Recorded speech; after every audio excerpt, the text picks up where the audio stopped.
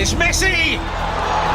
It is the cleanest of clean finishes from the best on the planet. It's time for the biggest sports stories. Liverpool, the champions of Europe, are top of the world. The biggest interviews. That such a great spectacle is ruined by such thuggish behavior. And all the analysis right here. He's the one player that has the arrogance to think that he can play in any stadium in the world and any pitch in the world in front of any player in the world and take them on.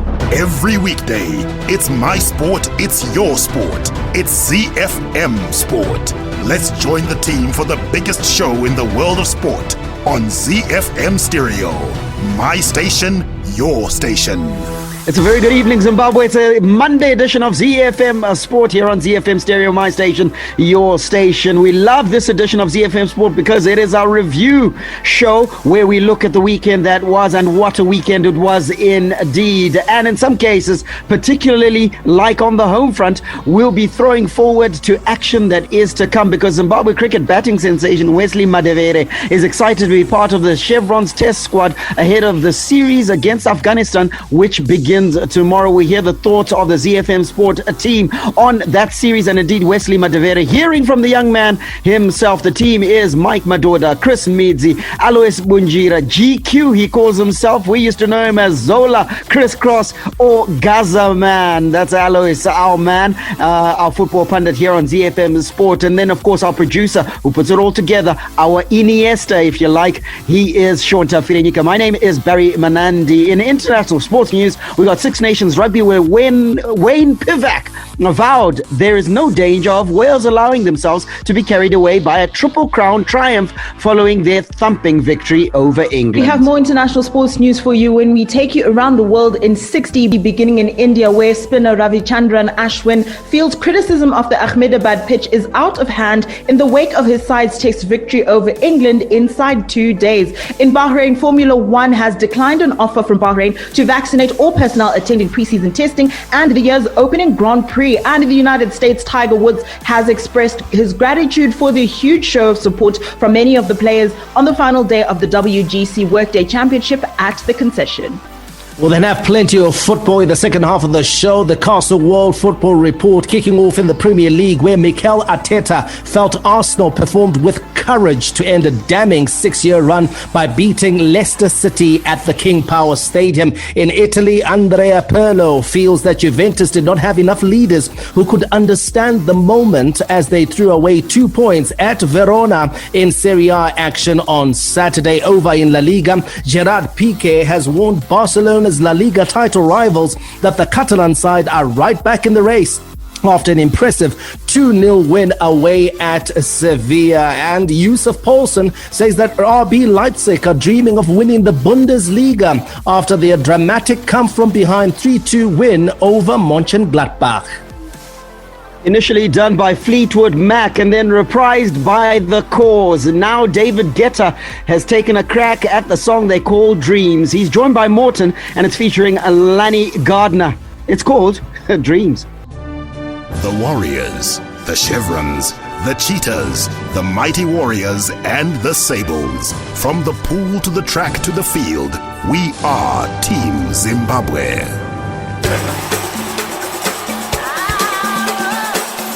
The Home Front.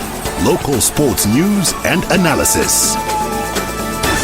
Why don't you do yourself a favor and follow us on social media at ZiFM Sport. We are on absolutely all social media platforms, including YouTube, where you can watch back editions of the show. Also, we've got individual handles that you can interact with at Sean Tafirenyika, at Chris Midzi, at Mike Madoda, at Gazaman14 for Alice Bunjira, and at Barry Manandi. Right, we promised you that we'll be talking about that first test that starts tomorrow. Zimbabwe, the Chevrons taking on Afghanistan, and Zimbabwe batting sensation Wesley Madhevere is excited to be part, which begins tomorrow. The Chevron selectors broke with the past and chose a youthful squad as they plan for the future. 20-year-old Wesley Madhevere, who is set to make his debut in the first test of a 2-match series, is one of the 6 players who are under the age of 25. Let's hear from the man himself, Wesley Madhevere. just going to try to take it one step at a time.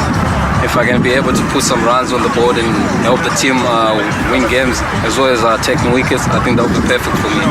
But I'm just fighting to make sure that I put the team in winning positions. For me to get a debut for 50 overs in Bangladesh, I hadn't played any much competitive cricket, like in terms of international cricket. But it's just the same as test match as well.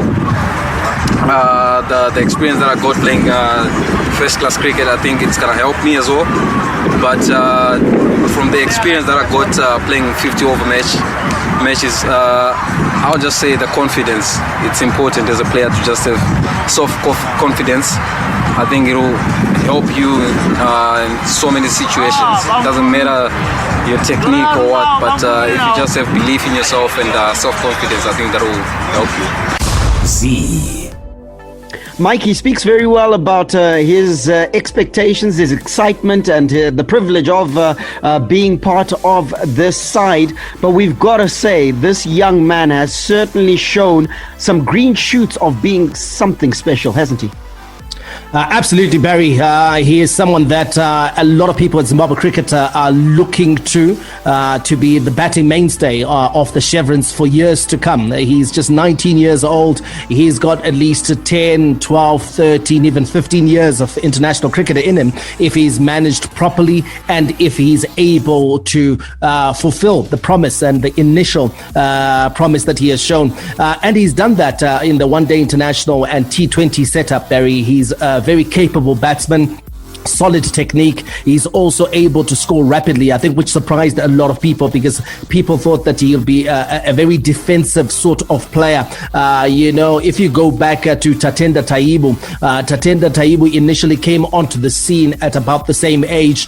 Initially, he was very technique oriented, very defensive in how he set up his stall at the crease. And a lot of people expected that from a young Wesley Madhevere, but he's pleasantly surprised us because he's got a full range of shots. And he showed in those matches that were played in Rawalpindi up against some of the best pace bowlers in world cricket that he was able to hold his own.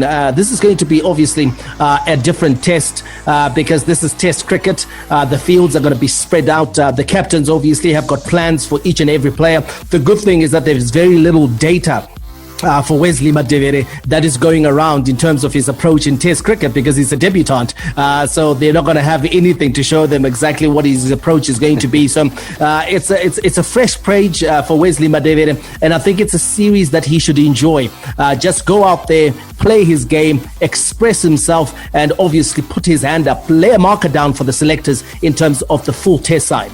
And Mike talks about enjoying it, and Chris, you got to say this is a young man who certainly looks like he enjoys his cricket. He certainly loves the game, and he plays almost with a metaphoric smile on his face, and is able to apply pressure to his opposition, and scoring good scores in practice matches obviously will stand him in good stead. But even when we look at his highest scores in one-day internationals and T20s, they were scored quite recently, meaning that he's not only positive in terms of the outlook, he's actually on form based on the last 4, 5, 6 months. Yeah, he's in good form. If you take a look at the last sort of 6 months, he's definitely in good form. Also scoring well in those practice matches. He scored a 50 in the practice match against the Afghanistan board 11. So this is obviously going to give him confidence going into this test series, and hopefully it stands him in good stead. Hopefully he doesn't get any sort of jitters and he's able to perform well here the way that there's a lot of expectation that he performs well. So hopefully he's able to do that. The one thing we also need to be wary about, guys, is not putting too much pressure on Wesley Madhevere, not putting all the expectation on him. He's a debutant, he's new to test cricket, and I think he's one of those players that must be allowed to sort of like find their way and feel their way into test cricket. I think we've got to look to the senior pros, players like Sikandar Raza, players like Sean Williams, they must be the spine, they must be the foundation on which we build on this particular tour. Both of them, of course, have been playing relatively well. Sikandar Raza, I think 648 runs for Zimbabwe in his last test match, 9 test matches at an average of about 36, a strike rate of 51. Sean Williams has also been averaging about 39. So those two guys will need to fire. Those two guys will need to be the glue that holds our batting performance together. And then hopefully, if Wesley Madhevere can kick on, he's then able to add to their performances. And the great thing that, and I agree with Mike, Chris, that listen, let Wesley Madhevere's performances be the cherry on top and almost be additional to the season campaigners showing up. But I think one thing that will sort of give us a bit of quiet confidence is the fact that Afghanistan have got 8 uncapped players within their ranks for this series. So you've got to think to yourself, with that much inexperience in the Afghanistan lineup, we should be able to put them away if we play according to our potential. Yeah, if we play according to our potential. I think we also discussed the fact that going into this test series, we don't expect Zimbabwe to flounder, as it were. We expect them to do well against Afghanistan. But in this situation as well, they've named 8 uncapped players, and that stands Zimbabwe in good stead if our experienced campaigners actually come to the fore. And as much as we also have quite a lot of youth and inexperienced on our side, I think 8 uncapped players on the Afghanistan side definitely would bode Zimbabwe well. They should be confident going into this. And then you throw in, Barry, the fact that Rashid Khan, their principal or their prime cricketer, prime bowler, could be missing from this particular encounter with Zimbabwe because of a finger injury. It then sort of like swings things, like Chris is saying, in Zimbabwe's favor. But what it also does is that it removes the excuses. When you're coming up against a team with 8 debutants, there are no excuses you can make around your missing players. There are no excuses that you can make around blooding in youngsters, because you are coming up against a team that's doing the same. So your pedigree should see you over the line in this particular match. So I like the fact that Afghanistan are also not at full strength. They've gone with a relatively youthful side. So it removes the excuses from Zimbabwe cricket. They've got to perform. They've got to get victory in this series against Afghanistan if it's to give the fans and the team hope in bigger series to come. If we continue with the theme of opposition scouting that we've gone onto a rabbit trail, Chris, you think to yourself that the fact that we also have quite a few debutants, quite a few youngsters in our team, the fact that their head coach is Lance Klusener, who used to be the batting coach for the Chevrons, means that they won't have data on our players, because the players that Lance Klusener knew are at home, either in the infirmary or sat at home and weren't selected for this tour. Yeah, it should have been something additional, like an additional weapon that they would have had, that their head coach actually would know some of these players. But because we've named so many uncapped players, it's new ground. There's not much data on these players. They don't necessarily know what to expect. So there's an element of surprise that Zimbabwe still has, even though Lance Klusener used to be the Chevrons batting coach. So delicately poised, not knowing what each team will deliver, and obviously you know where our allegiances lie. But Mike, to win a test match, you got to take 20 wickets. Do we have that capacity in your view? Yeah, absolutely. We do. I'm particularly excited about Blessing Muzarabani.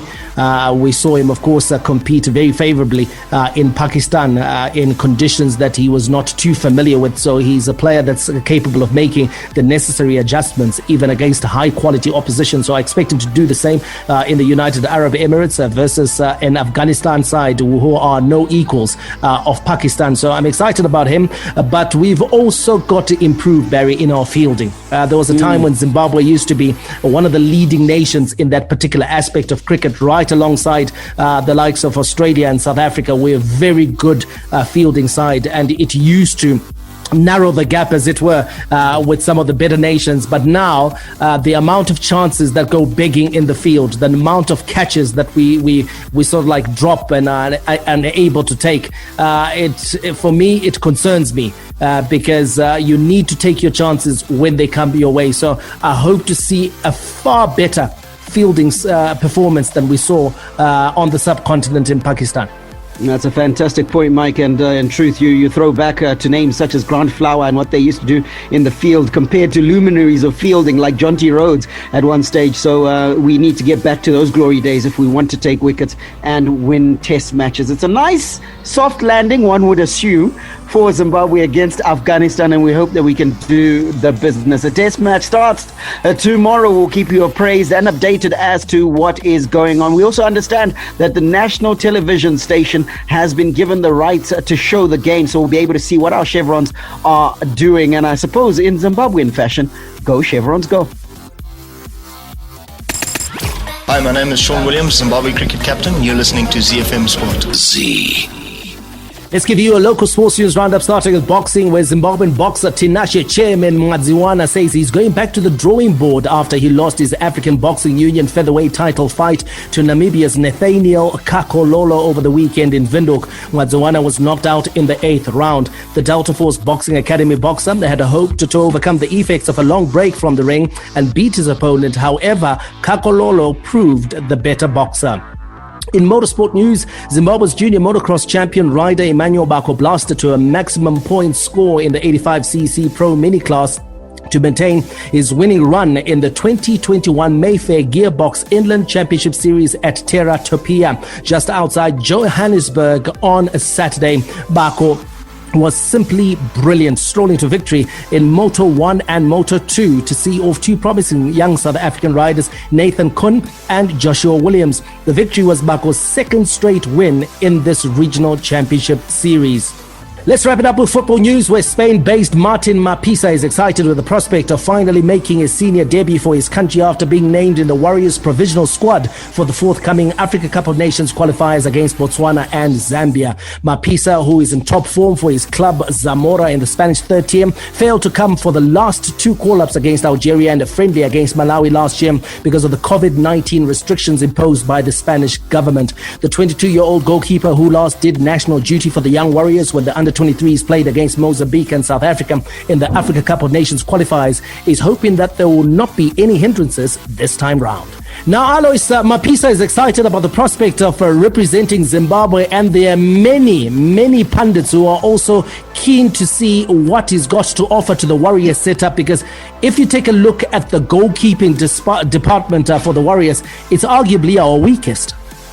Yeah, Mike, even myself, I'm also excited about Mapisa as well. You know, I've been following his career in Spain recently. He has been doing well. You know, a few man of the match performances. Like you say, this is a position that has been giving us problems, whether we are playing at home, whether we are playing away, at the competitions, at the Chan international competitions as well. We have been having these problems. We have had too many, you know, we can count too many goalkeeping blunders that we have had. We have not had a stable goalkeeper since Gift Mzadzi left. You know, it was Energy Murambadoro and Gift Mzadzi. They gave us a little bit of balance. After they left, we have not had a stable goalkeeping department. So I think with him, with his age, now he's still young, he is playing internationally overseas. I think he can come in and actually stand in there. If he does well, I think he is the goalkeeper that can actually give us stability and stay for a long time in the national team, because we are crying, we are hungry for one goalkeeper who can actually give us a long haul, not this issue of changing goalkeepers in each and every game. So I'm hoping that he is our solution to this goalkeeping department. Barry, if you're Logarisic, do you throw him straight into the fray? 100%, without a shadow of a doubt. I think he's doing it in Spain's third tier, and also we saw him in the Copa del Rey play against I think they were playing Villarreal, I think it was, yes. And played very, very well. So for me, throw him straight in. We've had our flirtation and given Elvis Chipese a go. I think Martin Mapisa is a bigger goalkeeper, better goalkeeper in terms of playing it at his feet, and his attributes are a lot better. So I would throw him straight in without a shadow of a doubt. Straight into the fire, as it were. Martin Mapisa, a talent that's burning bright in Spanish football at the moment, could be at the disposal of the Warriors. Hi, this is Mike Madoda, and you can catch me and the team for all the latest breaking news out of the world of sport, local as well as international, on your favorite station, my station, your station, ZiFM. We are Z-Team on ZiFM Sport. Z. From the front of the grid to the back of the net, it's ZiFM Sport. International Sports News Roundup, where the world comes out to play. Don't forget, we got the Castle Lager World Football Report coming up in the second half of the show. Several big games played over the weekend. Arsenal with an impressive victory over Leicester in Serie A. AC Milan beat Roma to keep up the pressure on Internazionale on a weekend that Cristiano Ronaldo and Juventus dropped 2 precious points. Just 2 of the stories you can look forward to in the Castle Lager World Football Report. Before we get there, let's give you some international sports news. And rugby is front and center, and Wayne Pivac vowed there is no danger of Wales allowing themselves to be carried away by a Triple Crown triumph following their thumping Six Nations victory over England. Wales' 40-26 victory in Cardiff was the most points they have scored against their fierce rivals, and they're now closing in on the title with Italy and France to be tackled away from home next month. Let's hear from the Welsh captain, Alan Wynne-Jones, who says that his side is satisfied with the result. We probably had a tough time through the Nations Cup. We're not going to lie from that, shy away from that. I think we've shown character in the previous 2 games, and we're not going to say we haven't had a bit of luck as well. Bounce to the ball and decisions, what have you, but if it wasn't us, it would be someone else. So I still truly believe we're not the finished article. I thought we played quite a bit of ball in hand today, and we played previous games, so that's got us into trouble as well. So, pretty pleased with how it went today. Z. You've got to say, Barry, what makes this result even more incredible and satisfying for the Wales team is the fact that just 12 months ago, this was a team in the dumps. This was a team that couldn't buy a victory, and they have managed to turn it around in 6 months, and they're scoring impressive victory after victory. Yeah, it's a phenomenal turnaround. I mean, when we previewed the Six Nations, we looked at Wales as being one of the others. We didn't actually look at them as having the sort of run that they've been on, least of all even to complete the Triple Crown of beating the home nations, Ireland, England and Scotland. They've managed to do that, and within their sights is a realistic opportunity to seal the Grand Slam if they can beat Italy and France. I think that the biggest of those 2 games, obviously France, and if it gets to that, you wouldn't bet against them given the hard work that they're putting on the green grass. They certainly look like a side with a brighter future. The Grand Slam is within sight. They're also a side that's ably led by Alan Wynne-Jones, and they found the perfect balance between their pack and their backline play. But for England, a disappointing defeat, isn't it, Chris? A disappointing defeat. We didn't expect England to be floundering the way they are. Ironically, they played some good rugby. A couple of their underperforming stars, including Owen Farrell and Billy Vunipola, actually stepped up in this particular game, and they did their best. But I think for England, it wasn't enough going up against a Wales that was so high on confidence and also playing incredibly well. And one of the things that let England down, Barry, was the fact that they gave away just too many penalties, 14 penalties in all, and against a good kicking side like Wales, with players like Dan Biggar at first 5'8". They're going to cash in. They're going to cash in, and cash in they did. And then also, if you look at it, when England got it up to 24-all, then your discipline has to kick in if you're going to then see it over the line. But their indiscipline then gave Callum Sheedy, who was then playing at fly half, the opportunity to slot between the posts and put those 3 points. And as they continued to get those penalties and put them over, they were increasingly getting over the horizon, and it made it all the more difficult for England. So that issue of discipline is going to be something that Eddie Jones has to deal with, whether rightly or wrongly or whatever the case may be. He's got to ensure that 14 penalties given to the other side is giving way too much of an opportunity to any side in world rugby. Absolutely. But when you take a look at the game, there were two controversial tries scored by Wales, and England captain Owen Farrell cut a frustrated figure when he was asked about those two moments and the match officiating that was responsible. That's not for us to talk about. We got our way back into it in that second half and didn't quite finish it off. There's plenty that we can do better.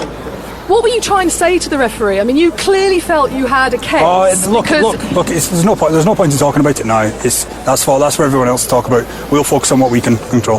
Knock on or no knock on? It was another controversial moment. Again, we'll control what we can control. Z. Now, there were two, what would probably describe, Chris, as controversial moments in that game. And what are your thoughts on that? Were England hard done by? If we're taking a look at both of those calls, they come down to technicalities. They come down to the application strictly of the law in rugby. And if you take a look at both of those calls, if we're taking a look at the referee's decision based on the letter of the law, then these were the correct calls. I think England would feel hard done by in terms of the decision possibly being a momentum shifter throughout the game. But when it comes down to it, why were England beaten? England were beaten because Wales was the better team. It wasn't necessarily because of these two calls. Mike, just to add to what Chris is saying, I think, yes, definitely momentum shifters. But in particular, that first try, you look at the fact that Owen Farrell then comes out and says that, look, the referee had told him to go and talk to his players.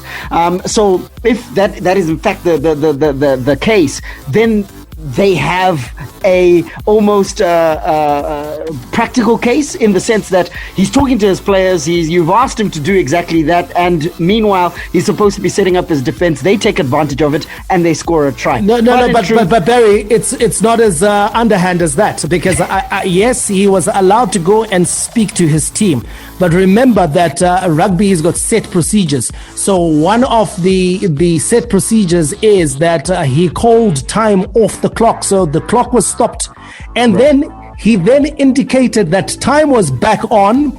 He blew his whistle. Mm-hmm. Okay. So he didn't just creep up on the English team and say, hey, you know what? There's a chance here. If you take a quick one, you can score. No, he didn't do that. He did what he was supposed to do. And the English, when you're allowed to speak to your team, Barry, it's not an open season, okay? You don't go and give a lecture for 30 minutes. Agreed. I think it's largely just because England were beaten and are clutching at straws is the point I was trying to make, that in truth, in rugby, you've always got to be alert. As soon as there was an indication that the time was back on, they needed to set up for defense. Now, we caught up with Gordon Pangetti earlier. He is our rugby pundit here at ZiFM Sport, and of course also the national team coach of the under-18 side. And he feels that rugby, with all the confusion around these controversial refereeing decisions, may well be going down the route taken by soccer with VAR. The Wales and England match. Now, that was a bit tricky to call, because even some of us who read the laws were left baffled. But on technicality, it was actually not a knock-on because the ball did not touch the ground. And even for football, you can imagine with the VAR rules, and if you look at the Brighton match, all these technicalities that are now happening, I don't know whether it's a good thing for the sport or a bad thing for the sport, but you know, there's a lot of money being pumped in and they're trying to get as close to a good call as possible, but some of these things are just going pear-shaped. Z. Do you feel it's gotten to that place, Barry? No chance. I think Gordo is being a little bit dramatic because in truth, you look at the alignment of the laws to the technology in rugby, and there is clear alignment. That's why we haven't had many problems in rugby. The football laws are not yet aligned with the video assistant referee, which is VAR. As soon as there's an alignment, it'll be a lot clearer. So rugby's fine. Rugby's absolutely fine. Well, let's take a look at the other match that was played. Ireland returned to winning ways as they crushed Italy 48-10 in Rome, registering 6 tries in a dominant display. The match between France and Scotland will be played later. Quick glance at the Six Nations table. Wales is leading the way with 3 out of 3, followed by France, who have 2 out of 2. The Irish are in 3rd place and England floundering in 4th position. There was also Super Rugby over the weekend in New Zealand and Australia. Let's start with Aotearoa. Hurricanes beaten at home at the Cake Tin by the Blues 31-16. Another impressive display by the Crusaders took account of the Highlanders on Friday 26-13. In Australia, the Brumbies thumped the Waratahs 61-10. It was supposed to be close, but it was hardly from the get-go. And then the Reds edged out the Rebels in a thriller 23-21. Hi, I'm JC Krill, Springbok and Blue Bulls backline player. You are listening to ZiFM Sports. Around the world in 60 seconds. International sports news. We take off in India, where spinner Ravichandran Ashwin feels the criticism of the Ahmedabad pitch is out of hand in the wake of his side's test victory over England inside 2 days. I've said this in the past, everyone is entitled to their opinion, but the fact is that talk about the surface is getting out of hand, he said. The surface at Narendra Modi Stadium, which is also the venue for the 4th and final test in the series, beginning on Thursday, has come under fire following India's 10-wicket triumph. We'll head over to Bahrain, where Formula One has declined an offer from Bahrain to vaccinate all personnel attending pre-season testing and the year's opening Grand Prix. The Gulf estate said the move was part of its vaccination program, which it was extending to events in the country. A spokesperson for Formula One said the sport had no plans to be vaccinated as a group ahead of the rollout of vaccines through the health system in the UK. It's an offer from the Gulf states, but they're not taking it. For a little bit, because you look at it, unless it's an instruction from their various governments or from Formula One to say, hold on until we tell you when. But in truth, there's an opportunity here. One would have thought that it would have been seized upon. But again, vaccination has sort of split opinion. Yeah, guys, come on. I think there's probably more at play here. They can afford to do these things by themselves. They're involved in a multi-million-dollar sport. Vaccination is something that they can carry out without needing any help from the government of Bahrain. So I think we'll probably get a clearer picture in weeks to come as to why they're not keen on taking up the offer of the government of Bahrain. We'll keep you posted on that one, but we'll touch down in the United States, where Tiger Woods expressed his gratitude for the huge show of support from many of the players on the final day of the WGC Workday Championship at the concession. Rory McIlroy and Patrick Reed were among the stars to show their support for Woods as they played their part in turning the course into a sea of red and black for the final day. The tournament was won by Colin Morikawa, who overcame a nervy start and spirited a late charge from Victor Hovland to claim a convincing 3-shot victory. The Casalaga Premier Soccer League, La Liga, Serie A, the English Premier League, the Bundesliga. It all comes together with the Castle on the Casalaga World Football Report. All right, let's start in England. In the Premier League, your weekend results look like this. Manchester City, nothing new there. They won 2-1 against West Ham. Leeds upended at home by Aston Villa in a phenomenal defensive performance by Villa, and indeed marvellous Nakamba, who got another start in the league and still hasn't been breached when he starts for Villa. Villa winning 1-0. Newcastle 1-1 against Wolves, and then a draw between Crystal Palace and Fulham. Fulham inundating the Crystal Palace goal but failing to get the ball across the line. Liverpool back to winning ways 2-0 at Sheffield United. But we want to talk about North London, Mike. And we want to talk about Mikel Arteta. He felt Arsenal performed with courage to end a damning 6-year run by beating Leicester City 3-1 at King Power. Here from Mike, Alois and Chris straight after we hear from Mikel Arteta. Well, I'm really proud of the team, the character that we showed, the personality that we played, how we reacted after a disappointment start again when we conceded the goal really early, because he puts against this team in the worst scenario, because that's the game that they want to have a space to run in behind. But then we look composed, we look confident, the energy and the positiveness around the team was really good, and we created some good moments, scored some good goals, and I think overall we deserve to win. Z. All right, let's reverse the order. I'll start with you, Alois, and say, look, you can see what Mikel Arteta wants to do. You can see the direction he wants to take Arsenal in, and perhaps you get patchy results here and there because he doesn't have the right pieces in place. But you got to say that Arsenal looks headed in the right direction. Yeah, of course, Barry, you can actually tell. We spoke about it, I think, last year when he had just started. That you can actually already see the change. You can see the way he wants the team to play. Now, I'm actually happy that some of the players are now picking up what he wants. They are actually doing exactly what he wants, and you can actually tell that this is a guy who knows his football. I was watching Pep Guardiola's interview the other day. He was talking about Arteta as well. He said he knows everything about football. You can't tell him anything about football. He is deep. He loves football. You can see from the way he behaves. He indulges in football. And now I'm also glad that he has got David Luiz. David Luiz looked lost. When he started with Arteta, he was actually very lost. He was acting like a little child. But right now, you can tell now that he has gotten to grips with what is happening. And now the good thing is they're getting good results. They are playing well. You can actually see that the team is improving. And I was actually happy that he can even afford to rotate and bench Aubameyang.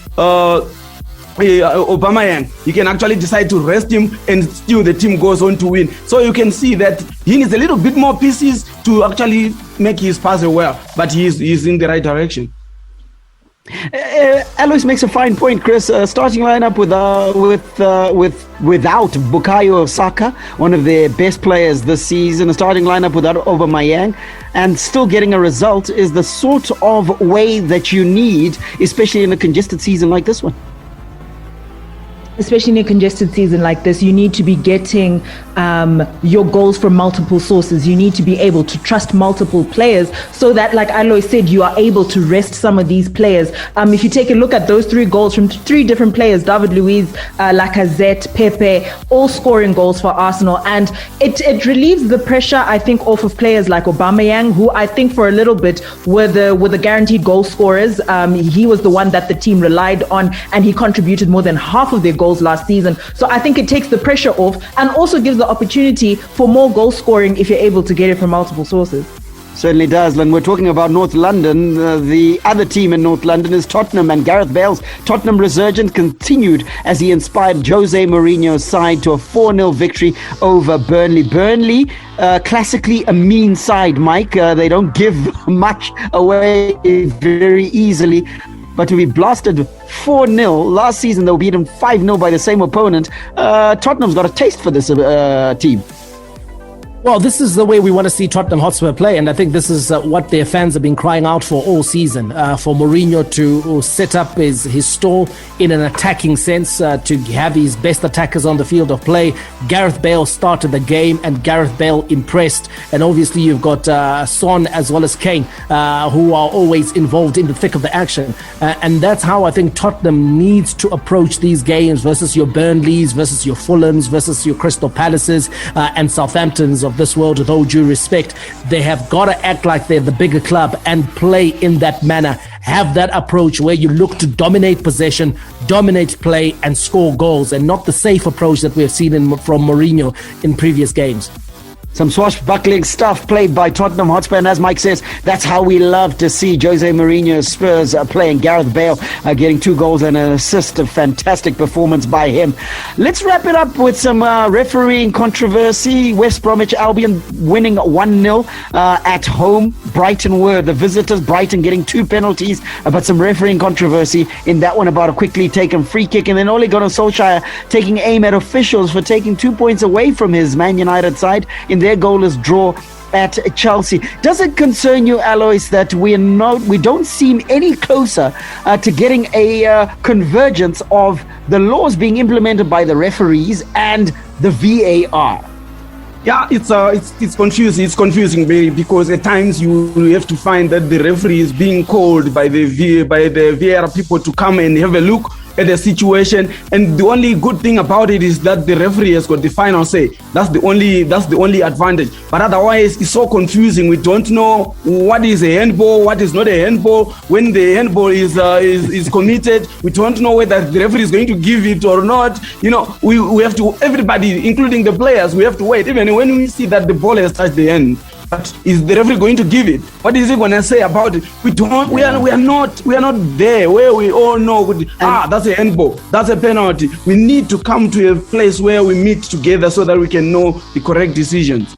It becomes a real concern, Mike, when you got players themselves saying that they don't understand the laws of the game any longer, and also finding out that there's actually punitive measures that are taken against referees, but there's no improvement. Yeah, I think that's the real concern, Barry. The fact that I think these guys are being fined for every time that they make mistakes because they actually have an annual bonus of about £50,000 and they keep subtracting this or subtracting from this whenever they make mistakes. The fact that they're not improving, or that's not incentive enough for them to actually put in better refereeing performances, just shows you that these referees may not be up to the standard that's required to referee in what is the so-called best and biggest league in the world. So that does concern me. And the other thing, Barry, that concerns me are the laws of the game. I think the laws of the game are making the job doubly difficult for the referees, because the interpretation of the law,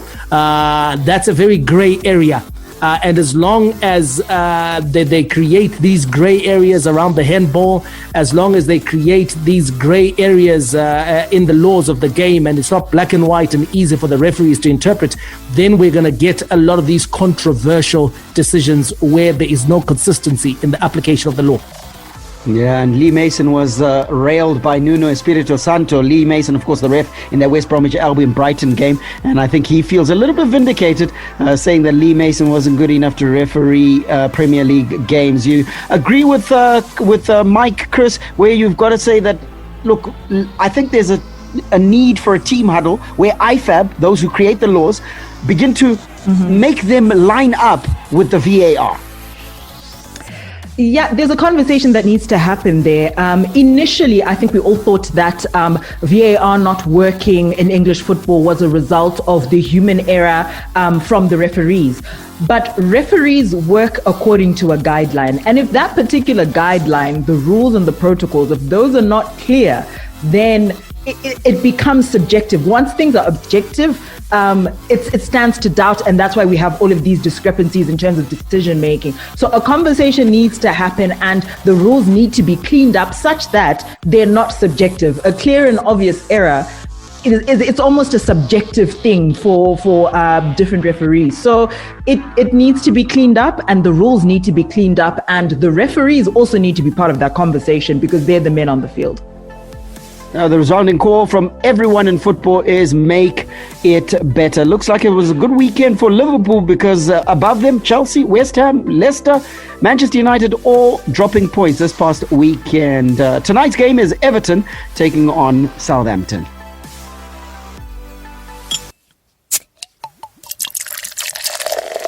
From Rufaro to Barberfield, Mandava to Nyamunga, all the perfect moments in the Castle Lager Premier Soccer League come together on ZiFM Sport.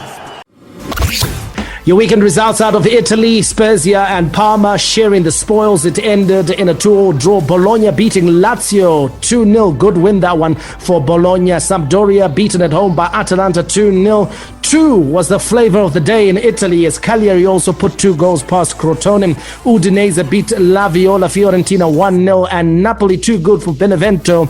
It ended 2-0 despite Napoli going down to 10 men. Now, champions Juventus dropped 2 points after they were held to a 1-1 draw by Verona. And the Italian football pundit Matteo Bonetti says that Juve's troubles have been caused by their departure from their DNA in favor of more attractive football. Alois, do you agree with this assertion? I don't know. Juve, they're still the same team that was Juve last season. I think this year they just found Stena competition. They've just found that teams are much better. They're much better prepared for them. And we have other teams that are actually strengthened and are actually doing well. I don't think it's about DNA or anything, because that's the same team that has won the league. I think almost 90% of the team, they were there last season and they were there the previous season as well. They've been winning. So I don't really think so. It's all a matter of other teams catching up, and I'm actually happy that it's happening, because I don't want the situation where one team keeps on winning. So it's actually quite good for me to actually see that teams have caught up with the Juve. They've actually caught up and they actually see how they play. They're actually well prepared to play against Juventus. So it's actually quite good. It's not about the DNA, but it's about the other teams catching up.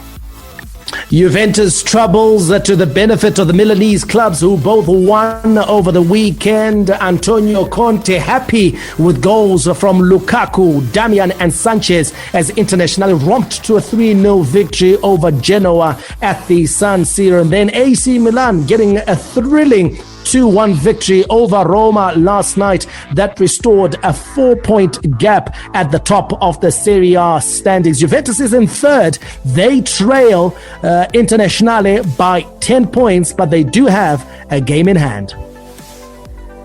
Alcohol may be hazardous to health if consumed to excess. The operation of machinery or driving after the consumption of alcohol is not advisable. Not for sale to persons under the age of 18 years.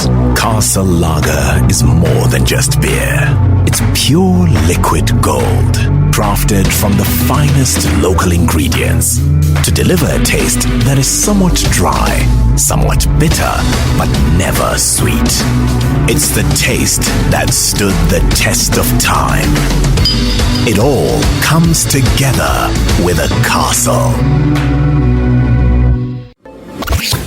Let's head over to Spain and take a look at the weekend that was in La Liga. Levante and Athletic Club drew 1-1. Aiba and Huesca also drawing 1-1. Alaves going down against Osasuna 1-0. Getafe 3-0 against Valencia. Gerard Piqué has warned Barcelona's La Liga title rivals that the Catalan side are right back in the race after an impressive 2-0 win at Sevilla. Barry, that win needed for Barcelona, and obviously now the points gap is just 5 points. This is still within reach for Barcelona. Yes and no. It is within reach for Barcelona in terms of points, but remember, Atletico Madrid still has that game in hand. I think there's several mountains to climb. However, what Gerard Piqué, I think, is saying, the subtext of that is that Barcelona has found a sweet spot of how to play, how they enjoy playing, and they're enjoying their football again. You can see the players beginning to do well. The reason why that win against Sevilla was so impressive was that Barcelona themselves missed a clutch of chances. They were solid at the back. Dembele looked absolutely brilliant. Messi is back to his old faithful self, and I think that the Barcelona way is beginning to be established again. So I think more than necessarily the title race, I think that's the expression here, that Barcelona is back.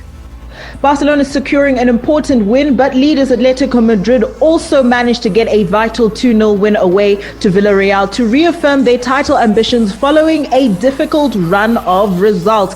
The rest of your results from La Liga: Celta Vigo and Real Valladolid drawing 1-1, Cadiz going down against Real Betis 1-0, and Granada beating Elche 2-1. Now, what does the league look like? Atletico Madrid right at the top, followed by Barcelona, Real Madrid in third, and Sevilla in fourth. Tonight's match, Real Madrid, they take on Real Sociedad. We're out of time and we got to go, but a quick wrap of the Bundesliga. Werder Bremen winning 2-1 at Eintracht against Eintracht Frankfurt. Stuttgart 5-1 winners over Schalke. Schalke having a wretched season this season. Wolfsburg 2-0 over Hertha Berlin. Union Berlin 1-1 draw with Hoffenheim. Augsburg a good win on the road to Mainz 1-0, and then Freiburg winning 2-1 at Bayer Leverkusen.